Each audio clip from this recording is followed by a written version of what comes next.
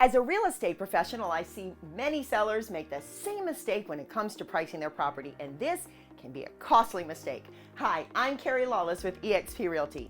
Here are some common mistakes that sellers make when pricing their home to go on the market. Number one is overpricing. The biggest mistake sellers make is thinking their property is worth more than it actually is.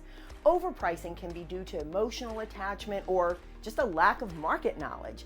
Overpricing your property can lead to long periods on the market, lower offers, and missed opportunities to sell. Another one is ignoring market conditions. Real estate markets are constantly changing. That's why it's so important to know what is happening locally in your area. I also see sellers not considering their competition. So take a look at what your surrounding properties in your neighborhood are selling for.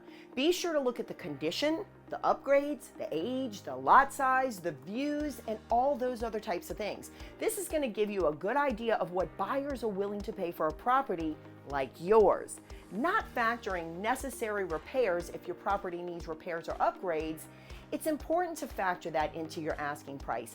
Buyers will expect a lower price if they know that they're going to have to make repairs after they move in.